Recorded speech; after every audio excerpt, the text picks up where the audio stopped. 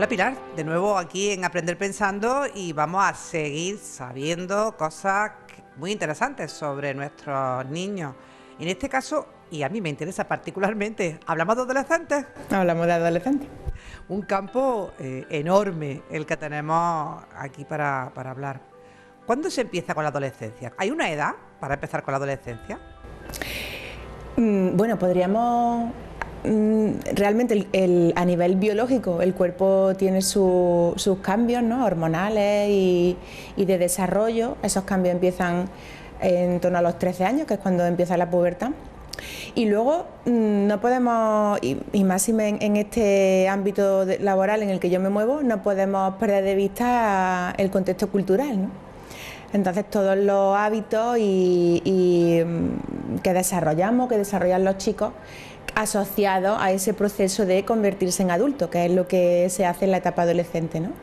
Empieza a cuestionar todo lo que ha aprendido en la infancia, que tus padres te han enseñado en relación a valores, a formas de vida, a toma de decisiones, para poder desarrollar los tuyos propios, ¿no? Entonces, que son los que te van a servir pues cuando empiece la etapa de la juventud, en torno a los 20, 21, ¿no? Entonces, bueno, pues nos podemos mover en esa horquilla. Empezamos a los 13 con la pubertad pues puede durar hasta los 15, por ahí, y luego ya la segunda etapa esa fuerte del adolescente, donde ellos empiezan a querer tomar sus propias decisiones, a negarnos a nosotros, los padres, pues lo que le pedimos que hagan o los valores que le hemos enseñado, pues para ir construyendo lo suyo, ¿no? Es época de transición para todos, porque lo que tú estabas enseñando, lo que tú habías inculcado, te creías que habías inculcado, de repente en muchos casos desaparece. Y viene la frustración por parte de todos, y las peleas, y los conflictos. ¿Por dónde empezamos? ¿Qué hacemos? ¿Qué hacemos? Bueno, yo siempre digo que lo que se enseña no cae en saco roto, ¿no? El trabajo que tú haces con un niño, ya sea tu hijo o, bueno, en mi caso, ¿no?, profesionalmente, nunca se pierde, siempre va depositándose y en algún momento aparece, ¿no? Lo que hacemos con nuestros hijos en la infancia tampoco se pierde en la adolescencia. Lo que pasa que es también un momento en el que ellos van configurando su personalidad, ¿no? Y parte de esa personalidad nacemos con ella. Lo que pasa que los padres muchas veces no somos conscientes de que eso es así, y entonces cuando tenemos nuestros hijos, pues desarrollamos o elaboramos nuestras propias expectativas de cómo va a ser todo. Y cuando son pequeños, pues a no ser que nos toque un niño de temperamento muy fuerte o de difícil gestión conductual, pues lo vamos sobrellevando, van haciendo lo que nosotros queremos, y no nos paramos muchas veces a observar cuáles son esos rasgos de temperamento con los que han nacido, que van a seguir ahí, y que cuando lleguemos a la etapa adolescente, pues van a decir aquí estoy yo, y ellos en ese proceso evolutivo de autoafirmación pues los van a utilizar mucho más, ¿no? Pero los hábitos que han aprendido, que van a forjar también su carácter, porque bueno, a mí me gusta diferenciar entre temperamento y carácter. El temperamento es esa predisposición genética con la que nacemos, que nos predispone a comportarnos de una determinada manera y que no se puede cambiar, que va a estar siempre con nosotros.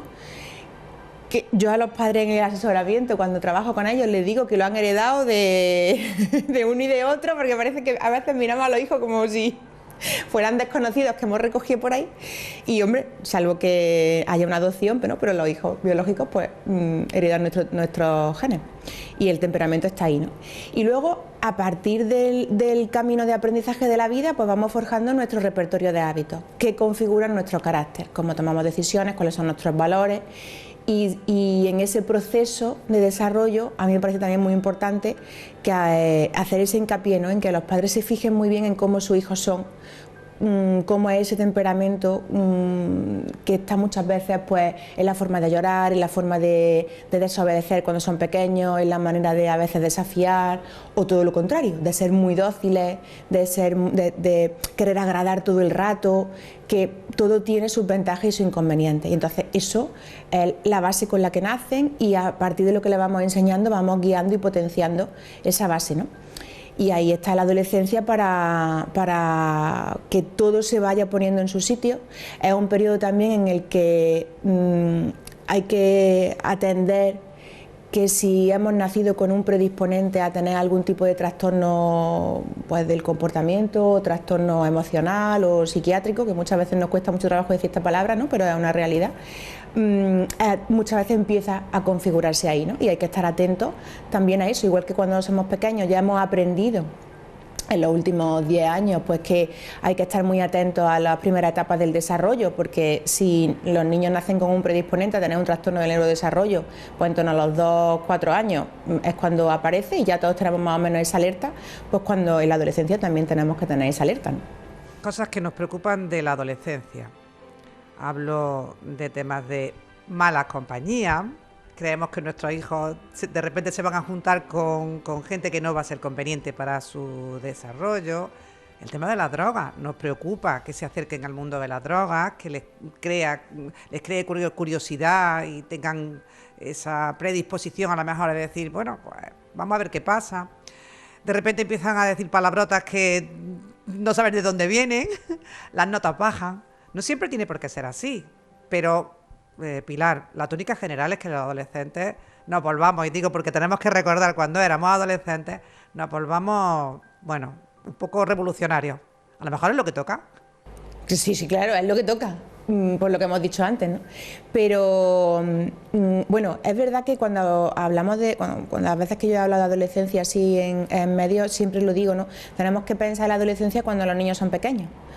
Cuando ya tenemos, ya está, ya el alumno. Hay que prevenir un poco. Exactamente. Entonces, hay que hacer un trabajo preventivo en ese actuar de manera consciente, que yo siempre recomiendo, ¿no? Cuando estamos actuando con nuestros hijos, cuando hacemos cosas, evidentemente tenemos que estar relajados y convivir con ellos, pero vamos a pensar un poco qué es lo que queremos conseguir, ¿no? Cuál es el efecto que tiene nuestra actuación en ellos, en su aprendizaje. Y de cara a la adolescencia, pues bueno, todo eso que tú has planteado forma parte de ese repertorio de aspectos que tenemos que enseñarles cuando son pequeños.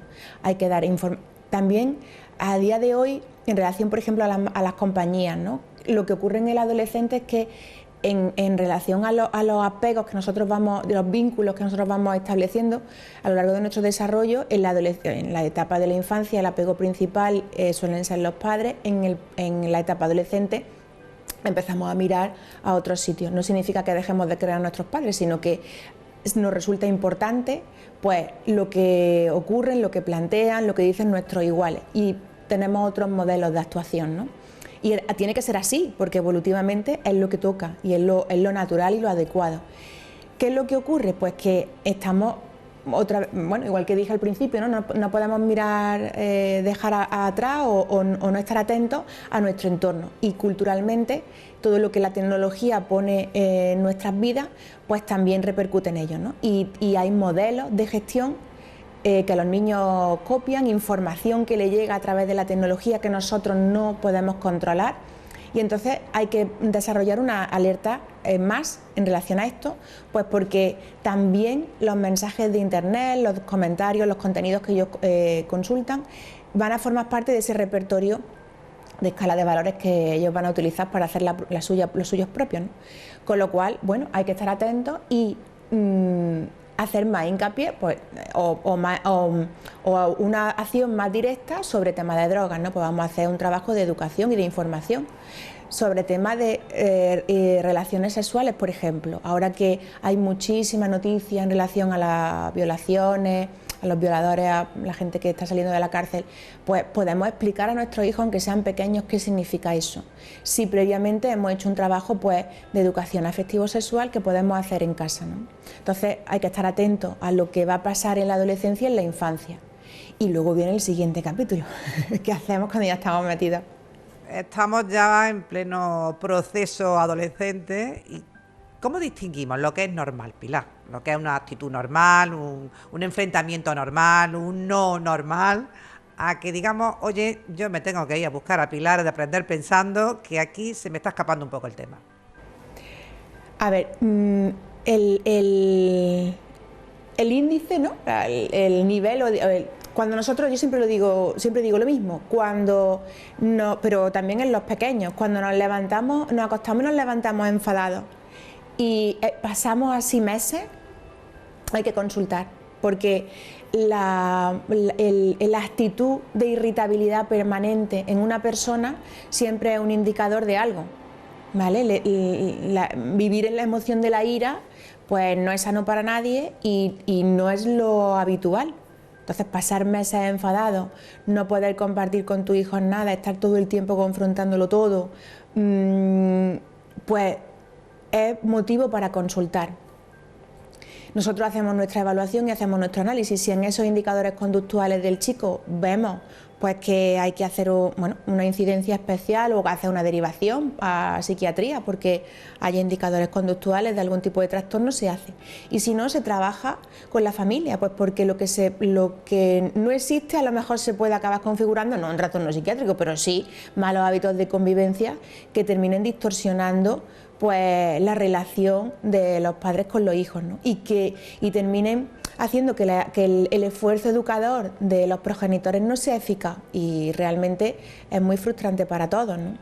Y que esas relaciones se alejen y yo siempre digo que es muy importante tener en cuenta que hay que garantizar ese vínculo afectivo porque ellos van a tener otros vínculos principales, pero el hilito de unión pues tenemos que trabajar para que no se corte, que siempre estén a gusto en casa, que cuando ellos tengan un problema no piensen en nosotros como alguien que les va a reñir o que les va a recriminar o que vamos a estar en su contra, sino como un espacio en el que van a encontrar apoyo, ayuda y comprensión para seguir adelante, aunque tengamos que hacer nuestra labor educativa, ¿no? Y de poner una norma, de poner un límite porque es necesario para ellos para poder luego vivir las consecuencias de haberse saltado esos límites, ¿no? Y que luego puedan aprender pues que en la vida hay que frustrarse, va a haber frustraciones, no todo va a salir como ellos esperan, las expectativas que tenemos a veces no se cumplen y eso ellos lo tienen que aprender y lo van a aprender si nosotros gestionamos esas normas, ¿no? Y si lo hacemos de forma coherente, claro.